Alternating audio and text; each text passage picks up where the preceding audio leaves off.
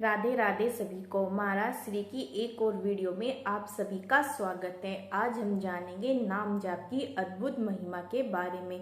नाम जाप में कितनी बड़ी शक्ति होती है। अगर आप नाम जाप करते हैं तो आपके सारे कष्ट दूर हो जाएंगे। चलिए तो सुनते हैं ये कथा महाराज जी के श्री मुख से। ये हमारी प्रार्थना मान लीजिए, खाली रहना ही मृत्यु है। मार देगा कहीं ना कहीं, कोई न कोई वासना में फंसा देगा मन हमारा। नाम नाम चलाते रहे, कैसे भी हम पापी रहे हो, कैसे भी हम निकृष्ट आचरण वाले रहे हो, नाम पकड़ लिया तो जो दुर्लभ गति है वो सब सुलभ हो जाएगी। बस यही बात नहीं साधक पकड़ पाते। बाहरी दौड़ भाग में बहुत विश्वास है, आंतरिक नाम चलाने में क्योंकि मन राजी नहीं है इस बात पर, क्योंकि मन को अधीन होना पड़ेगा।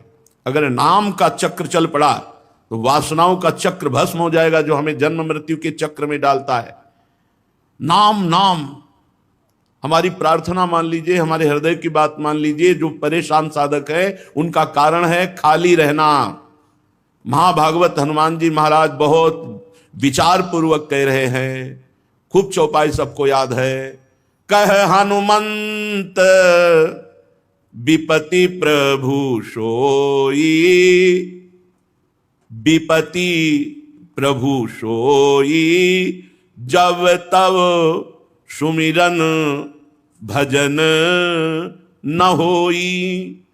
हे प्रभु, वही विपत्ति है जिस क्षण आपका भजन नहीं किया जाता, आपका सुमिरन नहीं किया जाता। सेवा और सुमिरन से जो रहित क्षण है, समय है, वही मृत्यु है, वही हानि है। हानि हरिवंश के नाम अंतर पड़े, लाभ हरिवंश उच्चरत बानी। बार बार सबको सुन सुनकर यह कंठस्थ हो गया होगा कि नाम बाणी जहां श्याम श्यामा तहां, नाम बाणी सुनत श्याम श्यामा सुबस, नाम बाणी निकट श्याम श्यामा प्रगट। तो नाम बाणी से बिलक क्यों हो?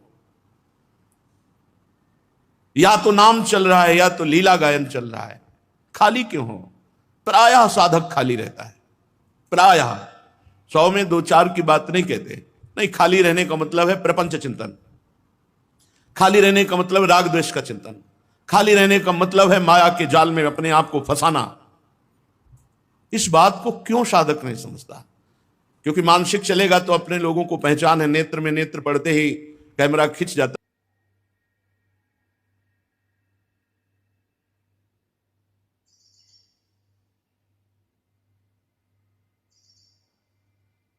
हर समय रात्रि में 4 घंटे बस से शयन करो, उठ के बैठ जाओ, भजन करो। पर्याप्त है, 4 घंटे पर्याप्त है, बहुत अधिक है। इंद्रियों की स्वस्थता के लिए 4 घंटे विश्राम बहुत, 24 घंटे में। जब 20 घंटे भजन करोगे तो तुम्हारे हृदय में ऐसे ऐसे अमृत की वर्षा होगी कि आप खुद निहाल हो जाओगे। नामामृत, रूपामृत, लीलामृत, उन्मत्त हो जाओगे, प्रेमोन्मत्त हो जाओगे। पर नहीं, मन की चाल वही नीच विषयों की तरफ चिंतन, नीच विषयों के भोगने की चाह, नीच विषयों में सत्यत्व बुद्धि, यही तो हमें फांसे हुए हैं। तो जब तक निरंतर नाम नहीं चलाओगे तब तक अंतर पड़ता रहेगा, और अंतर पड़ता रहेगा तो सत्यत्व भाव जगत में बना रहेगा। इसलिए महापुरुष जन कह रहे हैं, अपि शुष्क फलादि भक्षयन क्षुधितो निर्झर वाह विवम तृषा, गिरिराज गुहास विश्रामो बस वृंदा विपिने सुखम सखे। अय मित्र, जो रूखा सूखा फल पत्र पुष्प जो भी जहां जैसे अपने उदर में डाल लो, खूब राधा राधा राधा राधा रटो। शरीर को जहां भी शयन करने को मिले, जैसे मिले, वृंदावन का आश्रय ले लो, वृंदावन का वास स्वीकार कर लो। कह रहे गुफा में, कहीं किसी मंदिर में, कहीं भी पड़ रहे, जो रूखा सूखा मिले खा ले, रात दिन भजन करे। मरना है यार, जाना है यहां से, आज नहीं तो कल जाना है। जाना है ना, यहां किसी की जागीर थी ना, यहां है ना किसी की रहेगी। ये सब व्यर्थ का केवल कल्पनात्मक है, केवल कल्पनात्मक है, कुछ नहीं तुम्हारा। यहां से मरोगे तो शरीर नहीं जाएगा, करोड़ कहां से तुम्हारे साथ चले जाएंगे। नाम जब जितना कमा लोगे वो तुम्हारे साथ जाएगा। अपि शुष्क फलादि भक्षयन, रूखा सूखा दो। ज्यादा इस रसेंद्री को जलेबी इमरती ये वो मरोगे। मछली कांटे में फंसे हुए चारे को देखती, कांटे को नहीं देखती। बड़ी प्रसन्न होकर जब ऐसे चारे को कोई कांटा उसके, क्योंकि कांटे में चारा है। मछली को चारा दिखाई देता है, कांटा नहीं। ऐसे ही भोगों में ये स्वाद जो है दिखाई दे रहा है, लेकिन भोगों में जो कांटा है वो तुम्हें नहीं दिखाई दे रहा है। विषय चुगा जिन चुगय मन, कछुक चुगत सुख होए, फिर फांसी ऐसी ले। फिर देखो मछली को तड़पती है, निकाल करके उसे फिर मार डालते हैं। ये विषय पूरा जीवन बर्बाद कर देते हैं। जो निर्विषय चित्त में परमानंद का उदय होता है, वो नाना प्रकार की भोग सामग्रियों से कभी भी किसी को नहीं हो सकता। जितना भोगोगे उतना ही तृष्णा पिशाचिनी तुम्हारा गला दबा देगी। और भोगो और भोगो और भोगो, मर जाओ भोगते हुए, फिर भी तृप्ति नहीं। इसलिए अपशुष्क फलादि भक्षयन क्षुधितो, भूख लगे तो भगवान की व्यवस्था के अनुसार जो रूखा सूखा मिले खा लो। नींद लगे जहां जैसी व्यवस्था है वैसे सहन कर जाओ। चेतना में हर समय नाम जप करते रहो। बस वृंदाविपिने सुखम सखे, हे सखे, यदि वृंदावन का आश्रय बात स्वीकार है तो परम सुख को प्राप्त हो जाओगे। तुम कैसे हो वृंदावन ये नहीं देख रहा। धर्माभासोप्य नहीं में नैव पापाच्च भीति, पाप करने से कभी भयभीत नहीं हुआ। धर्म का भास भी नहीं है, धर्म पालन करना तो जाने दो, धर्माभास भी नहीं है, पाप करने से कभी डरा नहीं। ना श्री कृष्णे रतिरपि, कभी भगवान श्री कृष्ण का नाम, उनके चरणों का चिंतन, कभी लीला कथा कभी नहीं। नामे सौहृदम सत्यमेशु, और संतों से कभी संग नहीं किया। यदि ऐसा पुरुष भी वृंदावन का वास स्वीकार करके राधा राधा रटे, किंत्वन्त्यंताहत जन मिमस्व प्रविष्टम कथंचित ज्ञात्वात्यंता गति मवकृत स्वक्रियम यन्न से चेत। यदि ऐसा पुरुष भी जिसमें धर्माभास नहीं है, मनमानी पापाचरण करने में डर नहीं है, कभी भगवान श्री कृष्ण की कथा नहीं सुनी, नाम जप नहीं किया, भगवान का चिंतन नहीं किया, संतों का संग नहीं किया, ऐसा पुरुष भी यदि वृंदावन का आश्रय और वास स्वीकार करके राधा राधा राधा ऐसा रटे, तो कह रहे अब उसको कुछ करना बाकी भी नहीं रह गया। इसी से श्रीधाम वृंदावन स्वीकार करके प्रिया प्रीतम की प्राप्ति करा देगा। श्री वृंदावन धाम नित्य चिदानंदमय है, और हमारा वास करते हुए भी अपराध बन रहा है। देखो, धाम में हम शौच कर रहे हैं, लघु शंका कर रहे हैं, धाम में हम अपने शरीर जनित न जाने कौन कौन सी क्रियाएं कर रहे हैं। तो कह रहे हैं श्री वृंदारण्य नित्यम विहित बहुत राक्षम्य पापा स्वधर्म त्यागी नो वेद गुरुवादिकमपि वचसा वंदित स्यांघ्रिदूरः। वृंदावन, मैं आप में वास तो कर रहा हूं, पर नित्य ना क्षमा करने योग्य अपराध कर रहा हूं। प्रिया प्रीतम की नित्य रस भूमि में जब हम वास करते हैं तो हमारी दिनचर्या जनित बहुत से अपराध हैं, बहुत से पाप हैं जो हमारे द्वारा हो जाते हैं, जो ना करने योग्य कार्य हैं। मानो जैसे वैष्णव अपराध है, व्यभिचार है, किसी को भी दंड देना है, किसी को गाली गलौज, ये तो रोको, ये तो रोका जा सकता। और कुछ ऐसे हैं जो स्वाभाविक हो ही जाते हैं। थोड़ी रज पात्र मार्जन के लिए हितधाम में, तो उधर पीछे खेत की तरफ रज में होता कि हमको वहां से लेना जहां कोई लघु शंका न कर सके। जैसे झाड़ी हैं उनके बीच में वहां कोई जाता नहीं, तो वहां से रज लाए, क्योंकि सीजी के पात्र मार्जन। तो जो ही पहला फावड़ा मारा तो 2 खन खजूर, 4 हो गए। तो हम कहा हे भगवान, ये बहुत बहुत पीड़ा हुई। हम कहा इसमें हम कोई दूरबीन लिए थोड़ी देख रहे थे, अब हम तो रज के लालच से रज लिया और वो वहां छुपे हुए रज में। तो ऐसे अपराध बन जाते हैं। जैसे अब वर्षा का समय था, टार्च रखते नहीं थे, मस्ती से पद गुनगुनाते चले आ रहे, नीचे से पच्च से आवाज आई।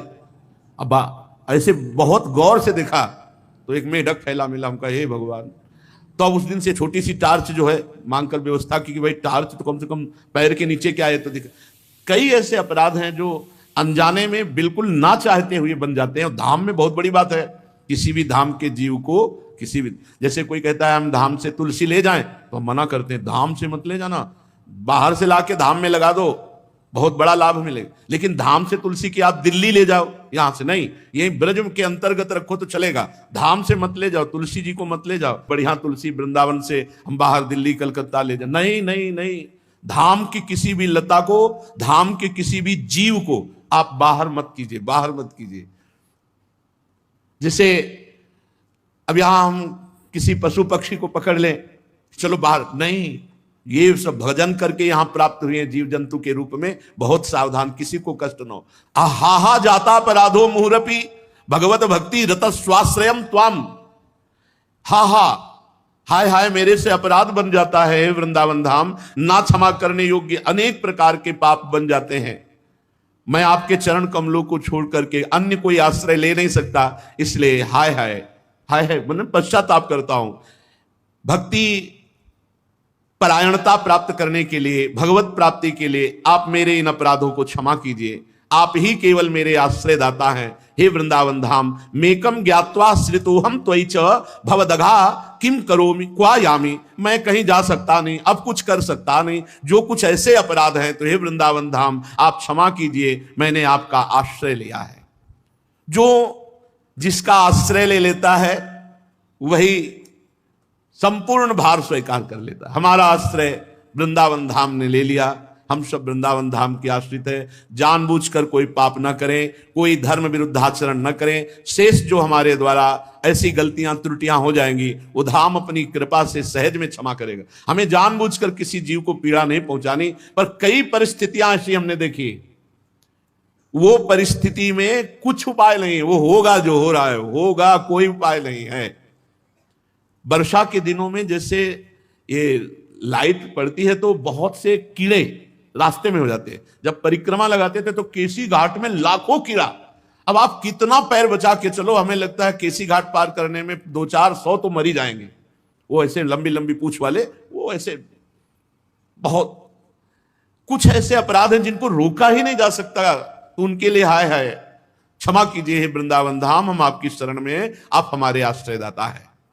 परीक्षित जी ने श्री सुखदेव जी महाराज से पूछा, आपने इन नरकों का वर्णन सुनाया, तो इन नरकों में क्या सब पापियों को दंड भोगना पड़ता है या कुछ पापियों को, या इन नरकों में ना जाना पड़े, ऐसा कोई उपाय?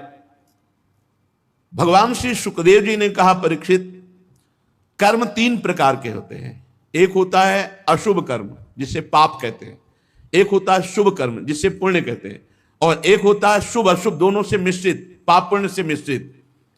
तो जो शरीरधारी है वो एक क्षण भी कर्म किए बिना नहीं रह सकता, और जो कर्म करेगा चाहे शुभ हो या अशुभ हो या शुभ अशुभ मिश्रित हो, पाप हो या पुण्य हो या पाप पुण्य मिश्रित हो, उसे अवश्य उसका फल भोगना पड़ेगा। तो कोई उपाय नहीं है कि नरक ना जाना पड़े, पाप कर्म बन गया अब उसके परिणाम भोगना ही पड़ेगा, कोई उपाय नहीं कि बचा जा सके। तो कहा एक उपाय है प्रायश्चित, उस पाप का सम्यक प्रायश्चित कर लिया जाए, सम्यक माने पूर्ण रूप से शास्त्र गुरु सम्मत प्रायश्चित कर लिया जाए, तो वो पाप यहीं नष्ट हो जाएगा और आपको नरक नहीं भोगना पड़ेगा। तो कहा कि पाप नष्ट करने के बहुत से अनुष्ठान हैं, तीर्थ याटन आदि बहुत से साधन हैं, पर तप आदि के द्वारा, तीर्थ यातन आदि के द्वारा पाप नष्ट होते हैं, पर पाप की प्रवृत्ति नष्ट नहीं होती। तो जैसे हाथी का स्नान हुआ, बाहर निकला, धूल डाल दिया, तो इस स्नान का फल क्या, वो फिर वैसे ही गंदा हो गया। तो ऐसे ही प्रायश्चित किया और फिर पाप किया तो मतलब क्या रहा। इसलिए पाप की प्रवृत्ति नष्ट हो तो पूरा पाप का प्रायश्चित माना जाता है। तो बोले उसका उपाय क्या है? बोले उसका उपाय है एकमात्र भगवान का आश्रय लेकर भगवान का नाम जप करना। नाम में बड़ी अपार सामर्थ्य है। इस प्रसंग में अजामिल का चरित्र सुनाया श्री सुखदेव जी महाराज ने परीक्षित को। एक अजामिल नाम का ब्राह्मण कन्नौज में रहता था। अपने पिता की आज्ञा, शास्त्र सम्मत आचरण, ब्रह्मचर्य का पालन, बड़े धर्मात्मा प्रवृत्ति से रह रहा था। एक दिन अपने पिता की आज्ञा से वो समिधा लेने के लिए जंगल गया, तो वहां देखा एक वैश्या किसी नीच पुरुष के साथ वो विविध प्रकार से स्त्री सहवास आदि की क्रीड़ाएं कर रहा है। अजामिल ने जब देखा तो काम वेदना से युक्त हो गया। बहुत चेष्टा की अपने को संभालने को। इसीलिए साधक को, शास्त्र में लिखा हुआ है, पशु पक्षियों को भी मैथुन करते हुए नहीं देखना चाहिए। अगर एक बार दृष्टि पड़ जाए तो दृष्टि हटा लो। फिर मोबाइल में अगर कोई सर्च करके गंदी बातें देखेगा तो वो साधक बना रहे, ऐसी संभावना नहीं। वो साधक बना रहे ऐसी संभावना नहीं, वो भ्रष्ट हो जाएगा। कोई मिले ना मिले, वो अकेले ही भ्रष्ट हो जाएगा। देखने का, सुनने का बहुत बड़ा प्रभाव पड़ता है। देखो, अजामिल ने देखा मात्र उस व्यभिचारिणी वैश्या को पर पुरुष से समागम करते हुए उसकी इंद्रियां विकल हो गईं। बहुत उसने कोशिश की अपने को रोकने की, नहीं रोक पाया और वो वैश्या का संग कर बैठा। वैश्या पैसे तो सब, पिता की पूरी संपत्ति वैश्या के, यहां तक कि वैश्या के साथ 88 वर्ष का बूढ़ा हो गया था, फिर भी वैश्या की आसक्ति, वैश्या के संग रहना, कभी परमार्थ का कोई चिंतन नहीं।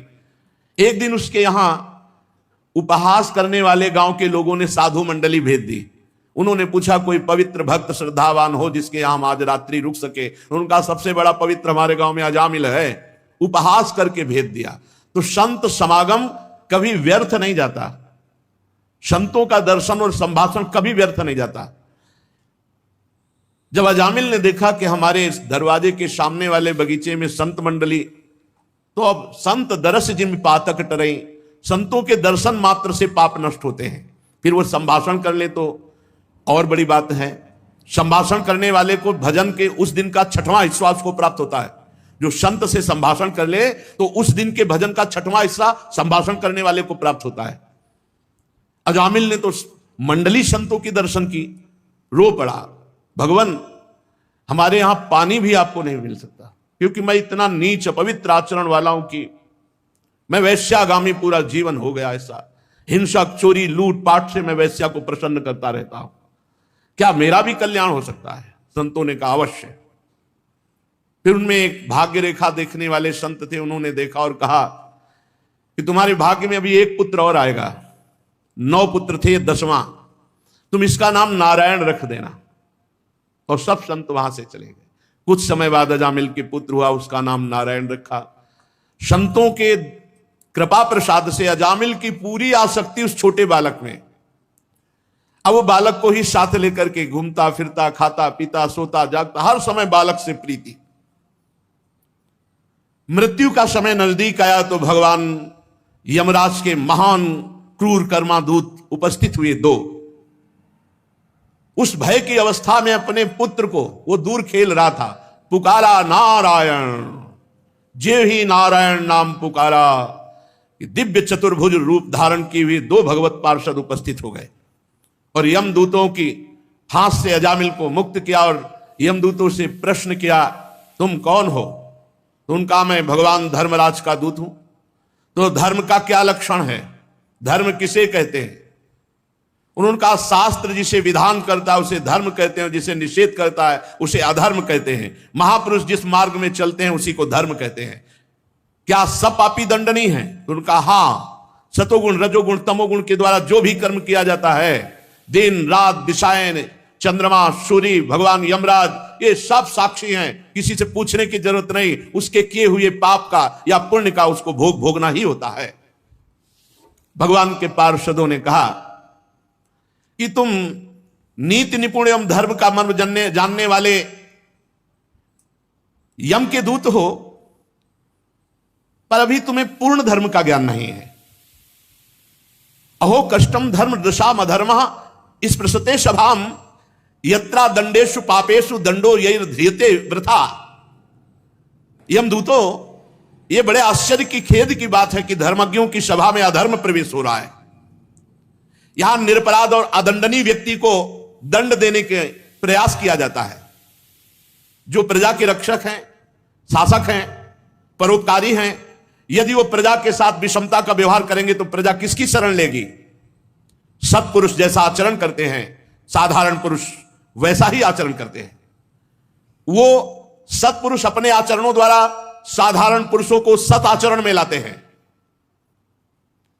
साधारण लोग सत्पुरुषों के चरणों में सर रखकर वो जैसा आदेश करते हैं, जैसा आचरण करते हैं, वैसा ही वो करते हैं। इसलिए सत्पुरुष को चाहिए कि वो कभी विश्वासघात न करे, शास्त्र सम्मत आचरण का उपदेश दे। क्योंकि उन अज्ञानी जीवों ने अपनी आत्मा, अपना गुरु, अपना परमात्मा मानकर उनके चरणों में समर्पण कर दिया है। तो यमदूतों, जिस समय इसने अपने पुत्र के बहाने से ही सही मेरे स्वामी का नारायण ये 4 अक्षर उच्चारण किए, उसी समय इसने अनंत जन्मों के पापों का प्रायश्चित कर लिया। ओहो, एते नैव रघोनोष्य कृतम स्याद् घनिष्कृतम यदा नारायणायेति जगाद चतुरक्षरम। यमदूतों, जिस समय इसने अंतिम समय में पुकारा नारायण, उसी समय इसने अनंत जन्मों के पापों का प्रायश्चित कर लिया, अनंत जन्मों के पापों से मुक्त हो गया। ये महापापी कहे जाते हैं। स्तेनः सुरापो मिद्धृग ब्रह्महा गुरुतल्पगा स्त्री राज पितृगो हंता एत पातकिनो परे।